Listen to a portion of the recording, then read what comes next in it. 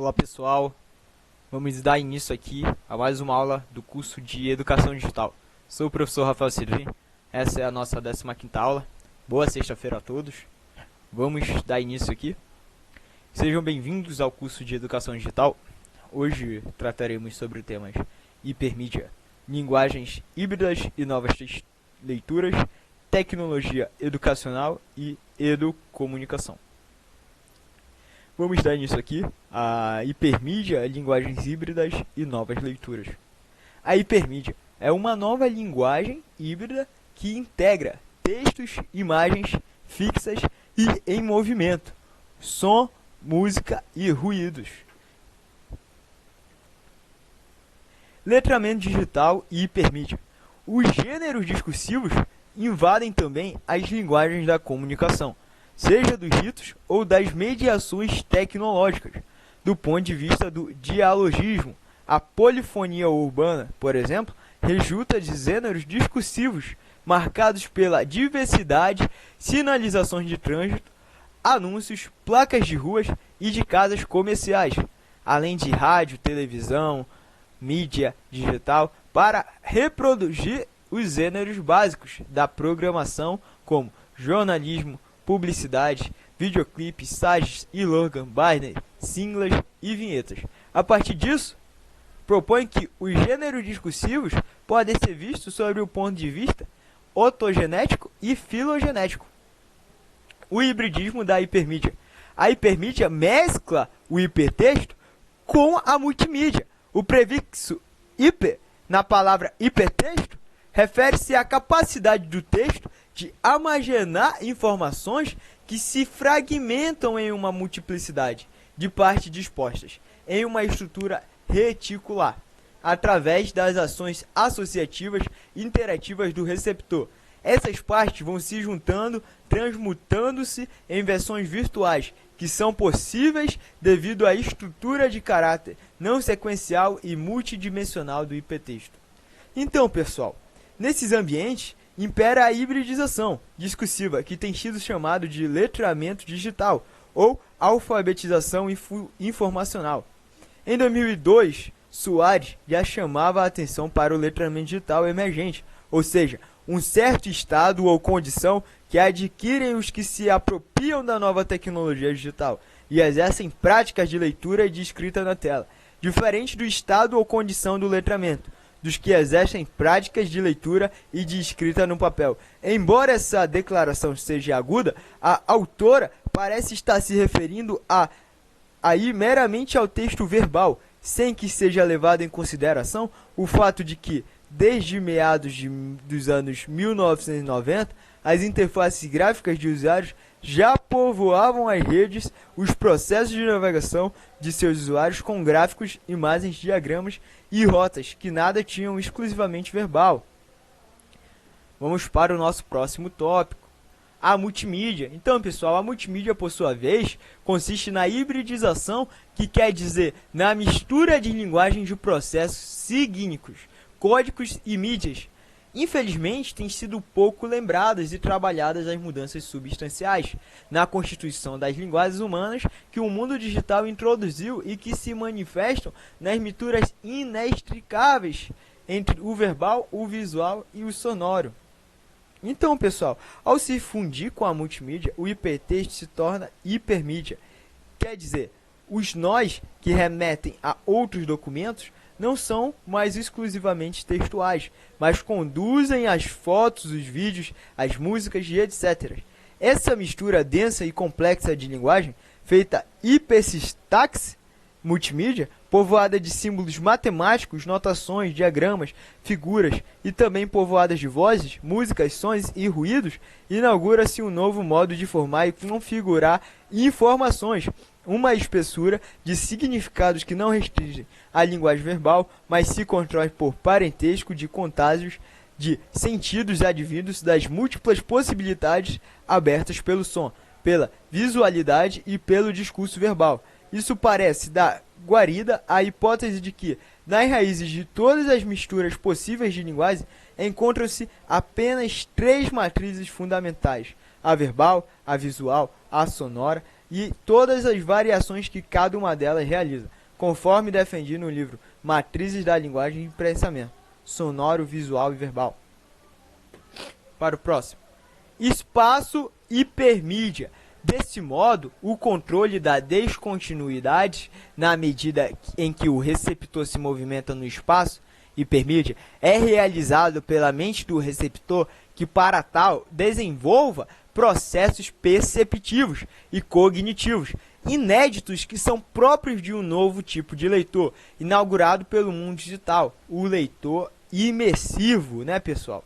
Então, pessoal, conforme já analisei outras situações, o leitor imersivo implica habilidades perceptivas e cognitivas muito distantes daquelas que são empregadas pelo leitor de um texto impresso, que segue a sequência de um texto virando páginas, manuseando volumes. Por outro lado, são habilidades também distintas daquelas empregadas pelo receptor de imagens, ou espectador de cinema e televisão. Esse leitor pratica pelo menos 4 estratégias de navegação: escaneia a tela, em um processo de reconhecimento no terreno, navega, seguindo pistas até que o alvo seja encontrado, busca, ou seja, esforça-se para encontrar o alvo que tem em mente, deter-se explorando informações em profundidade mais especializada.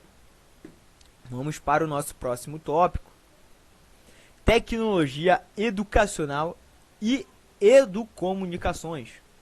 Então, pessoal, a tecnologia educacional é um conceito que diz a respeito à utilização de recursos tecnológicos para fins pedagógicos. Seu objetivo é trazer para a educação, seja dentro ou fora da sala de aula, práticas inovadoras que facilitem e potencializem o processo de ensino e aprendizagem. Então, pessoal, o uso da TE, que é a tecnologia educacional, tem sido amplamente discutido no meio acadêmico, na mídia e nos círculos sociais. Espaços nem sempre é bem recebido. As maiores críticas dizem respeito à sua relação com o papel da escola e do professor e a dificuldade de acesso à tecnologia, especialmente nas escolas de rede pública, entre estudantes com menor renda familiar. Então, pessoal, a TE, ou tecnologia educacional, por que usar? Então, ao longo das últimas décadas, praticamente todas as áreas da sociedade têm experimentado uma grande revolução tecnológica. Toda evolução compreende uma mudança na comunicação, nas relações sociais e, é claro, no processo de ensino e aprendizagem. Mas, como dizemos no tópico acima, a utilização da tecnologia educacional nem sempre é bem vista, é bem recebida, inclusive por educadores. A raiz dessa resistência talvez esteja na desinformação sobre as diferentes possibilidades que ela oferece à educação. Motivos para usar a tecnologia educacional. Ela amplia o acesso à informação, facilita a comunicação escolar, aluno e família, automatiza processo de gestão escolar, estimula a troca de experiência, aproxima o diálogo entre o professor e o aluno, possibilita novas formas de interação, melhora o desempenho dos estudantes. Então, pessoal, quais são os exemplos de tecnologia educacional? A tecnologia educacional pode estar presente na educação de diversas maneiras. Algumas delas são em gadgets, que são dispositivos como lousa digital, os tablets, as mesas educacionais, em softwares, como aplicativos, jogos e livros digitais, e em outras soluções educacionais, como a realidade aumentada, os ambientes virtuais de aprendizagem e as plataformas de vídeos.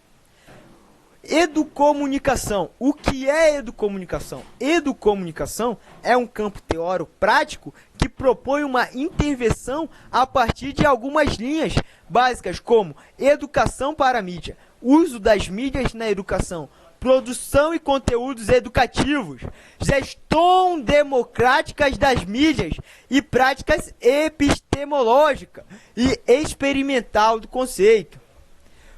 Com a educomunicação, pessoal, estuda-se e trabalha em cima de atitudes, comportamentos, valores e decisões, considerando as relações com o mundo e com fatores sociais, políticos, culturais e econômicos.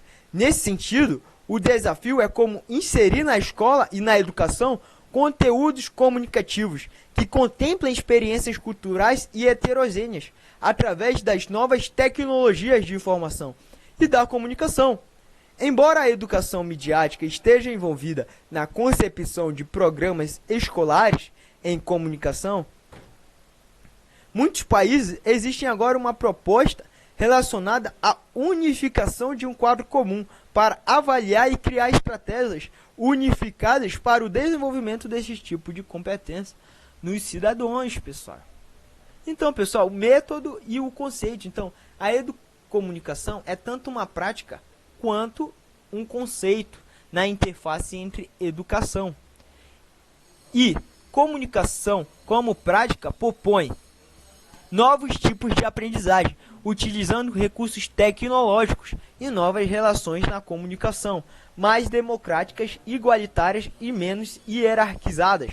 O conceito de educomunicação, entendido pelo professor, o nome dele está meio apagado aqui, que é Isma de Oliveira Soares, é o conjunto de ações inerentes ao planejamento, implementação e avaliação de processos, programas e produtos destinados a criar e fortalecer ecossistemas comunicativos em espaços educativos presenciais ou virtuais, tais como escolas, centros culturais, emissoras de TV, rádios educativos e outros espaços formais ou informais de ensino e aprendizagem.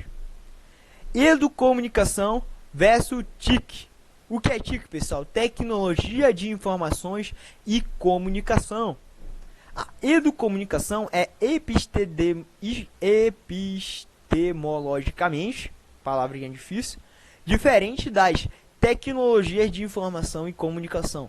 Quando falamos em TIC, ou simplesmente informática educativa, na realidade estamos falando de ações pedagógicas que colocam a ênfase no conteúdo e efeitos produzidos, isto é, em uma estratégia para se tornar o conteúdo, pessoal, e efeitos produzidos, isto é, mais atraente para o aluno, utilizando os meios de comunicação. Sendo assim, a tecnologia de informação e comunicação substitui o quadro negro enquanto ferramenta. Já a educomunicação coloca a sua ênfase no processo, ou seja, apesar de o conteúdo e o efeito fazerem parte de toda a ação pedagógica, o processo educomunicativo não estabelece um teto de desenvolvimento e do conhecimento. Então, educomunicação tem como protagonista o criador, através do texto publicado pelo educador. Percebe-se que a prática da educomunicação favorece o nosso educador, o educando, um aprendizado rico e desafiador, visando fortalecer seu conhecimento de forma construtiva e inovadora. Então, pessoal, ficamos por aqui. Sempre no final de aula tem uma frase que eu deixo para vocês. Aqui perto de casa está tendo uma construção, então vocês podem estar vendo aí barulho de construções, mas através de todas as dificuldades, nós ultrapassamos elas, seguimos em frente. Então, deixo para vocês aqui uma frase sempre no final da aula, que é: entregue o seu caminho ao Senhor, confie nele e ele agirá. Salmos 37.5 do nosso livro sagrado, a Bíblia. Ficamos por aqui. Uma ótima sexta-feira a todos. Estou totalmente à disposição das 6 às 10 horas para vocês. Qualquer dúvida, entre em contato comigo pelo WhatsApp. Gostaria de receber muito o feedback de vocês. Já estamos na metade do curso, essa é a nossa 15ª aula. Até segunda-feira. Um bom final de semana a todos. Ficamos por aqui e tchau, tchau.